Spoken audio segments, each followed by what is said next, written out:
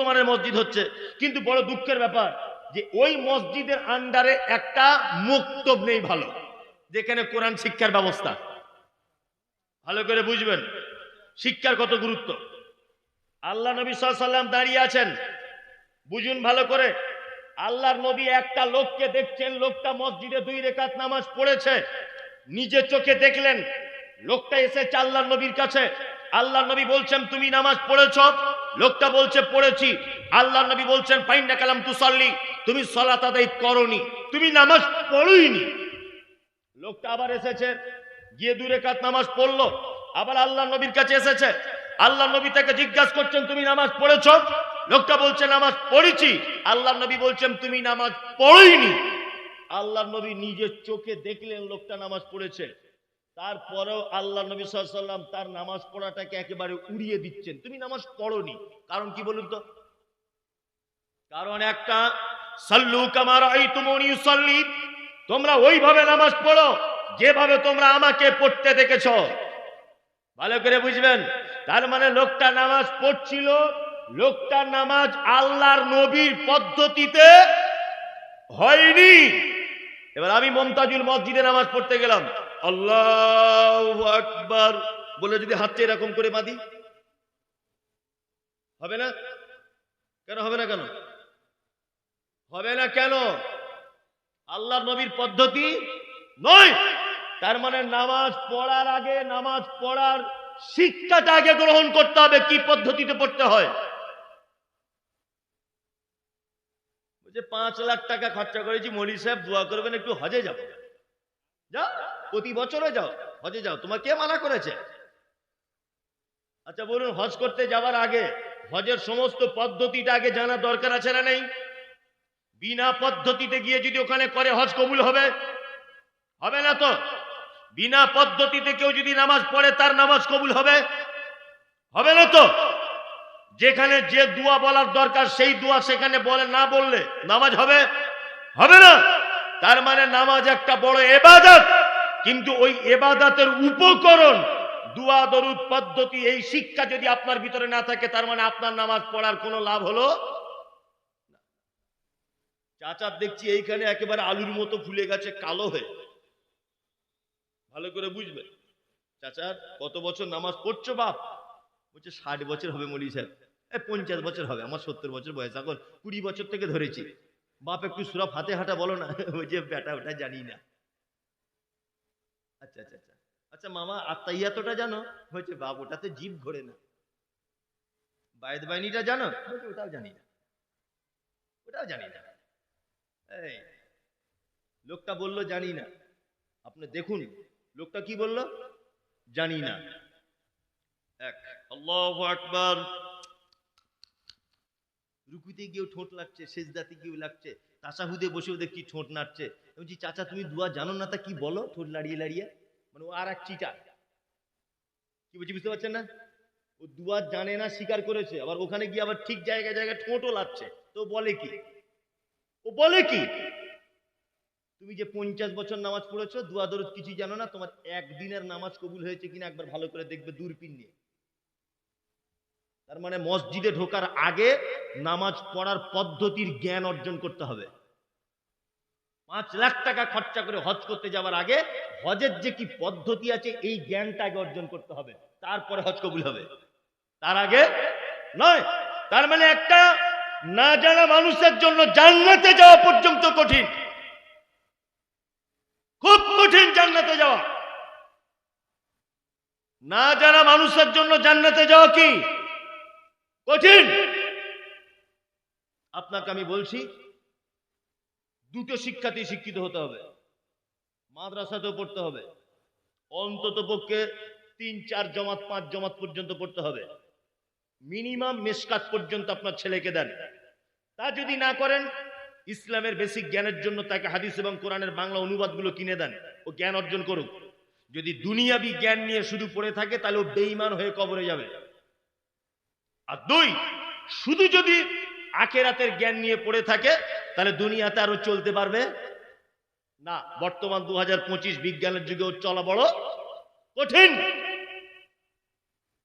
যদি আপনার ছেলে শুধু স্কুলে শিক্ষায় শিক্ষিত হয় হাদিস কোরআন যদি বাদ দিয়ে দেয় কত বড় বিপদ আপনার, এটা আপনি একবার দেখুন।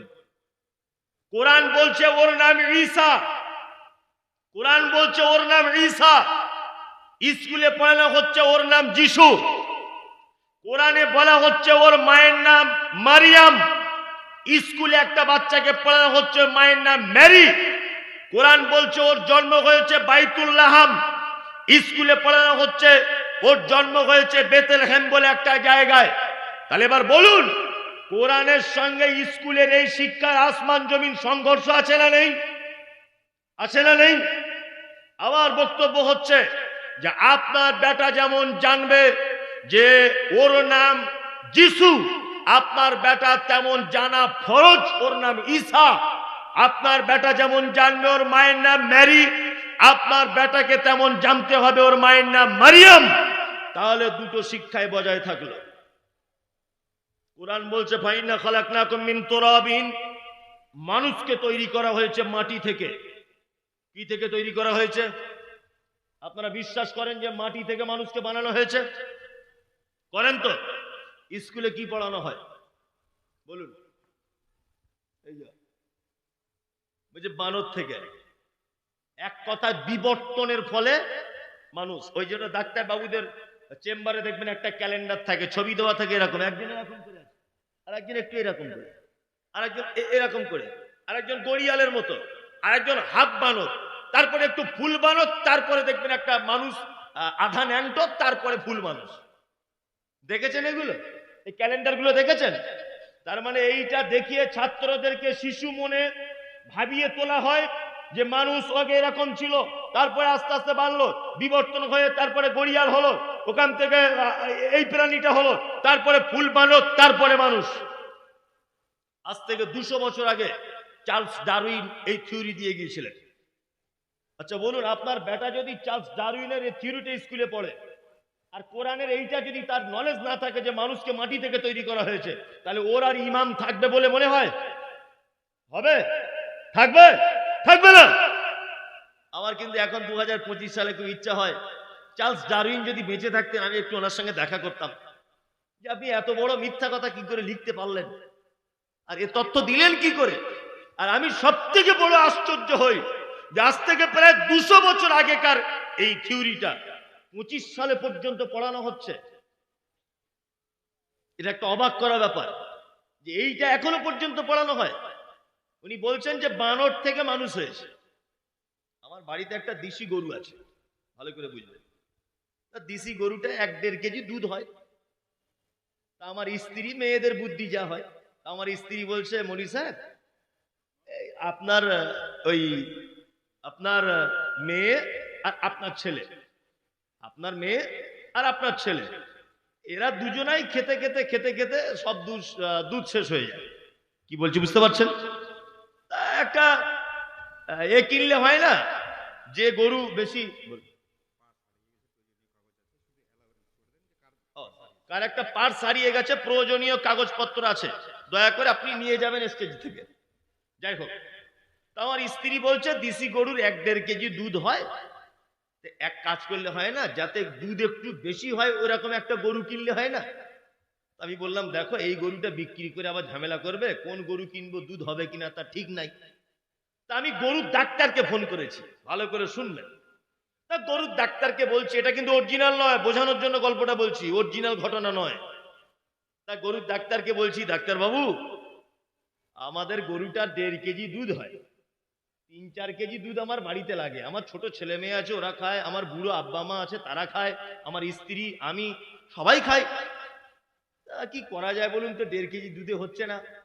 তখন ডাক্তার আমাকে বলছে, এর পরবর্তী সময়ে যখন গরুটা বাচ্চা জন্ম দেওয়ার উপযুক্ত হবে, তখন ওকে একটা জার্সি গরুর ইনজেকশন পুশ করে দেবো, জার্সি গরুর বাছুর হবে। আচ্ছা বলুন তো, এটা হওয়া সম্ভব না অসম্ভব? সম্ভব। গরুর পেট থেকে জার্সি গরুর বাছুর পাওয়া সম্ভব না অসম্ভব? সম্ভব। জার্সি গরুর বাছুর হয়েছে। আমার স্ত্রী দেখে বলছে, সাংঘাতিক ব্যাপার তো, দেশি গরুর পেট থেকে জার্সি গরুর বাছুর। হ্যাঁ। আমার মেয়েটা খুব কাঁদছে, আব্বু আমার একটা হরিণের বাচ্চা এনে দাও না, একটু খেলবো। আমার স্ত্রী ফোন করে বলছে, হাগো আমাদের গরুর পেট থেকে হরিণের বাচ্চা হবে না? ডাক্তারকে বলো না একটা ইঞ্জেকশন দিয়ে দিতে। তা আমি ডাক্তারকে বলছি, ডাক্তার একটা হরিণের ইঞ্জেকশন আমার গরুর পেটে দেওয়া যায় না? আচ্ছা বলুন তো ডাক্তার, যদি ইঞ্জেকশন দেয় কিয়ামতের আগের দিন পর্যন্ত গরুর পেট থেকে হরিণ পাওয়া সম্ভব? সম্ভব? সম্ভব নয়।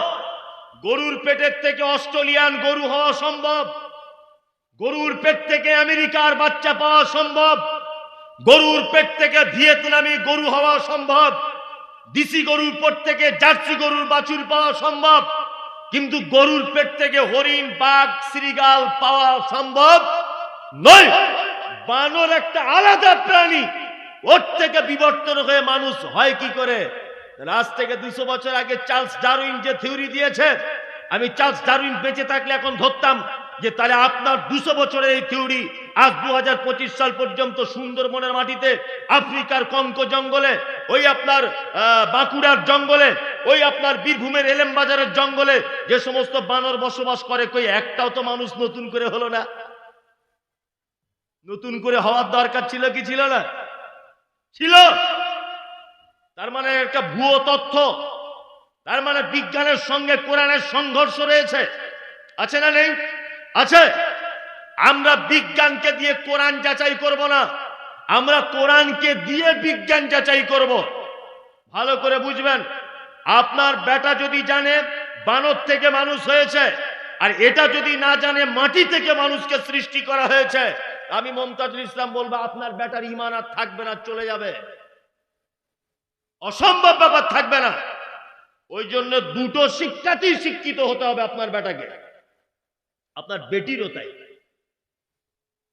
আমরা চেষ্টা করবো ইনশাল্লাহ, ছেলে মেয়েগুলোকে একটু পড়াশোনা করাবো ইনশাল্লাহ, ইনশাল্লাহ, ইনশাল্লাহ। আর একটা কথা বলি, সেটা কি? সেটা হচ্ছে এই যে আমরা যারা এখানে বসে আছি সবাই ধনী মানুষ নয়, কিছু গরিব মানুষ, মধ্যবিত্ত মানুষ আছে, আছে না নেই? আছে। আপনি নিজে একটু কম খাবেন, আপনার স্ত্রীকে বলবেন একটা শাড়ি 2 বছর পরতে। অভাব অনটনের সংসার হলে আপনার জুতোটা ছিঁড়ে গেলে সেলাই করে পড়ুন, আপনার গেঞ্জিটা ছিঁড়ে গেলে সাদা সুতো দিয়ে সেলাই করে পড়ুন। তারপরেও আপনাকে বলবো একটু কৃপণতা করে টাকা পয়সা বাঁচিয়ে হলেও আপনার ছেলেকে, আপনার মেয়েকে ভালো কোনো শিক্ষা প্রতিষ্ঠানে ভর্তি করুন। ওটাই আপনার জন্য সবথেকে বড় সম্পদ, সবথেকে বড় সম্পদ। নিজে একটু কম খান, 8 ঘন্টা ডিউটি কাজ করেন, 2 ঘন্টা ডিউটিটা বাড়িয়ে দেন, ওভারটাইম করুন 2 ঘন্টা। তারপরেও আপনার কাছে অনুরোধ যে আপনি আপনার ছেলেকে একটু স্কুলে পাঠান।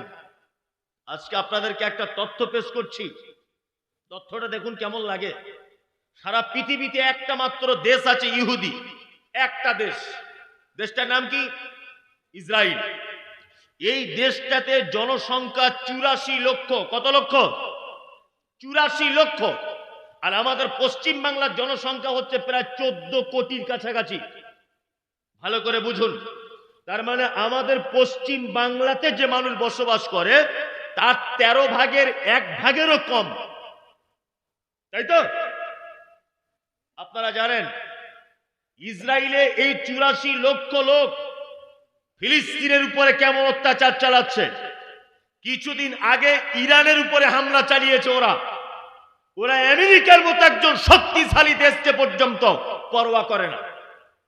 কারণ কি জানেন? কারণ হচ্ছে 4টে জিনিসের ক্ষমতা সব থেকে ওদের বেশি।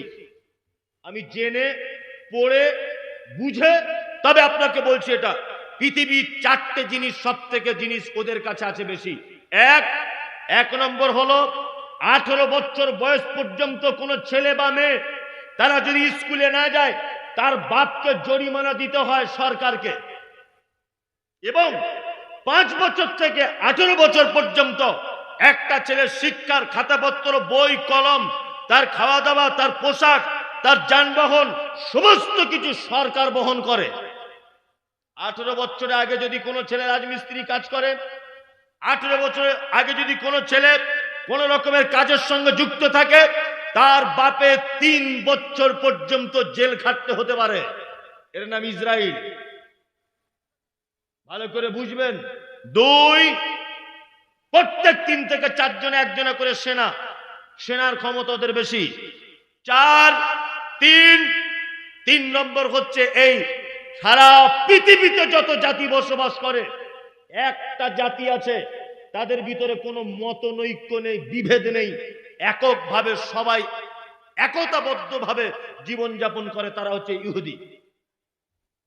একতা। আজকে আপনি হিন্দু ভাইদের ভিতরে যান, হিন্দুরা এখন ভাগ হয়ে গেছে। শুভেন্দু অধিকারীর হিন্দু আলাদা, ভালো করে বুঝবেন। যারা শুভেন্দু অধিকারীর সাথে ঘোরে ওরা আলাদা হিন্দু, ভালো করে বোঝার চেষ্টা করুন। আবার যারা ওই আপনার দীনকৃষ্ণ ঠাকুরের বক্তব্য শোনে ওরা আবার আলাদা হিন্দু। মানে কি, চিন্তা ভাবনাটা আলাদা। শুভেন্দু অধিকারীর সঙ্গে যারা ঘোরে তাদের চিন্তা ভাবনা মুসলমান দেখলেই মারো, ওরা সব জেহাদি, ভালো করে বুঝবেন। ও উগ্রবাদী হিন্দু, ওরা আলাদা। আজকে মুসলিমদের ভিতরে বিভিন্ন দলে বিভক্ত আছে না নেই? আছে, বিভিন্ন ফেরকাতে বিভক্ত। তারা পৃথিবীর ইতিহাস বলছে যে 4টে কাজে তারা সব থেকে এগিয়ে ইহুদিরা, তার ভিতরে 3 নম্বরে একতা, ঐক্যবদ্ধ জীবন। নাম্বার 4 নম্বর, সারা ভারতবর্ষে আমাদের যত শিক্ষিত মনীষীদের জন্ম, বা সারা ভারতবর্ষের ভিতরে সব থেকে বড় আবিষ্কার পরমাণু বিজ্ঞানী, তিনি কে? এপিজে আব্দুল কালাম। এপিজে আব্দুল কালামের মতো এরকম অজস্র এপিজে আব্দুল কালাম আজও পর্যন্ত ইসরায়েলের মাটিতে বসে আছে তারা জন্ম হয়ে। ভাবতে পারছেন আপনি? ওইটুকু দেশ কত ক্ষমতা রাখে, আমেরিকাকে পর্যন্ত চ্যালেঞ্জ করে দিচ্ছে। আয় লাগতে আসবে আমাদের সাথে লাগ। ইরানের মতো একটা দেশকে আক্রমণ করছে, আপনি ভাবতে পারছেন? সারা পৃথিবীর সমস্ত দেশ ওদের বিপক্ষে গেলেও ওরা একাই লড়াই চালিয়ে যাবে। মাত্র 84 লক্ষ লোক। কি বলছি বুঝতে পারছেন তো? 4টে জিনিস, আর এই 4টে জিনিস আমাদের ভিতরে নেই। না আছে ঐক্যবদ্ধ জীবন, না আছে ভালো শিক্ষার ব্যবস্থা, না শিক্ষার ব্যবস্থা, না গার্জেন পক্ষদের খুব বড় হুঙ্কার। 15 বছরের ছেলে বিড়ি টানছে, রাজমিস্ত্রি কাজ করছে, আর ওর বাপ ফোন করে বলছে কি বেটা টাকা পাঠালি না, তোমার পাছার চামড়া তুলে দিতে হবে। এই 15 বছরের ছেলে ও টাকা পাঠাবে কেন? ও তো স্কুলে যাবার বয়স। 12 বছরের ছেলে ও রাজমিস্ত্রি কাজ করছে, হোটেলে কাজ করছে কলকাতাতে। আমি দেখেছি রায়গঞ্জের কিছু ছেলে, বাচ্চা ছেলে, 12-13 বছরের ছেলে, তারা হোটেলে থালা বাসন মারছে। কেন? ও তো স্কুলে যাবার বয়স। ওই জন্য বলছি শিক্ষার ব্যাপারে আগে আসুন। এবার আপনাদেরকে আমি পৃথিবীর এক দামি শিক্ষিত মানুষের গল্প বলবো, মারাত্মক দামি, আপনি অবাক হয়ে যাবেন, অবাক। পবিত্র আল কোরআনে আল্লাহ সুবহানাহু ওয়া তাআলা একটা লোকের নামে একটা সূরা অবতীর্ণ করেছে। বলুন তো কি সূরা? লোকমান, তাই না? নবীও ছিলেন না, রাসূলও ছিলেন না। কি ছিলেন? হাকিম, প্রজ্ঞাময়, অত্যাধিক জ্ঞানী। আল্লাহ সুবহানাহু ওয়া তাআলা ওনার জ্ঞান দান করেছিলেন। লোকমান হাকিমের ব্যাপারে তফসির ইবনে কাসিরটা একবার খুলে দেখবেন, কোরআনের তফসির ইবনে কাসির। লোকমান হাকিমের ব্যাপারে ওনার পরিচিতি দেওয়া হয়েছে যে ওনার বাড়ি, আপনারা জানেন, আগে বলতো, এটা স্কুলে পড়ানো হয়েছে, আমরা পড়েছি, যে দুর্ভিক্ষের মহাদেশ বলা হয় দক্ষিণ আফ্রিকাকে। মানে ওখানকার মানুষ এত গরিব, এখন অবশ্য নেই। এই দক্ষিণ আফ্রিকার একটা শহরের নাম হচ্ছে হাবাসা। কি নাম? হাবাসা। বর্তমানে তার নাম দেওয়া হয়েছে ইথিওপিয়া। কি বললাম বুঝলেন? এই ইথিওপিয়া দেশে বা ইথিওপিয়া শহরে জন্মগ্রহণ করেছিলেন কে? লোকমান হাকিম। লোকমান হাকিম ছিলেন এত জ্ঞানী। দেখতে কেমন ছিল? তফসির ইবনে কাসিরের ভিতরে এসেছে, ঠোঁটগুলো মাটির দিকে ঝোলা, আর একদম কালো কুচকুচ করত, হাঁড়ির কালির মতো। আফ্রিকার লোক কেমন হয় আপনারা বুঝতে পারছেন? ক্রিকেট খেলা যারা দেখেন, নাইজেরিয়ানদের যারা খেলা দেখেন, বুঝতে পারেন কেমন কালো হয়। এই কালো কুচকুচে ঠোঁট মোটা লোকটা, তার কথাতে আল্লাহ সুবহানাহু ওয়া তাআলা কুরআনে উল্লেখ করেছেন তার নামে একটা পরিপূর্ণ সূরা অবতীর্ণ করে দিয়েছেন। সুবহানাল্লাহ। কারণ কি, লোকটা কেমন জ্ঞানী ছিল একটা কথা বলি তাহলে, তার জ্ঞান কেমন দেখুন। উনি ছোটতে বকরি চড়ানো কাজ করতেন, বকরি ছাগল চড়াতেন, ছাগল। একদিন লোকমান হাকিমের মালিক লোকমানকে ডেকে বলছে, লোকমান আজকে বাড়িতে কি রান্না হয়েছে? লোকমানের জ্ঞান দেখুন, কি রান্না হয়েছে বলো। লোকমান তখন বলছে, বাড়িতে বকরি রান্না হয়েছে, বকরি। আচ্ছা, তাহলে এক কাজ করো, বকরির শরীরের ভিতরে সব থেকে উন্নত মানের একটা অংশ আমাকে এনে দাও, আমি খাবো। দুটি অংশ। লোকমান হাকিম হৃৎপিণ্ড আর জিহ্বা এই দুটো জিনিস প্লেটে করে দিলেন। তা মালিক তখন জিজ্ঞাসা করছে, লোকমান এই দুটো কি বকরির দেহের মধ্যে সব থেকে ভালো? তো বলছে হ্যাঁ। কিছুদিন পার হয়ে গেল, আবার মালিক একদিন জিজ্ঞাসা করে বলছে, লোকমান আজকে বাড়িতে রান্না কি হলো? তা বলছে, আজকে বাড়িতে রান্না হয়েছে বকরি। তা বলছে, আজকে বকরির দেহের সব থেকে নিকৃষ্ট দুটি জিনিস প্লেটে করে আমাকে দাও, আমি খাবো। আবার দ্বিতীয় দিনও ওই হৃৎপিণ্ড আর জিহ্বাটা দিয়েছে। মালিক তখন মেজাজ উঁচু করে দিয়ে বলছে, লোকমান আরে তুমি কি আমার সঙ্গে পাগলামি জুড়েছ? আগের দিনে বলেছে এই দুটো ভালো, আবার আজকে বলছে এই দুটো খারাপ।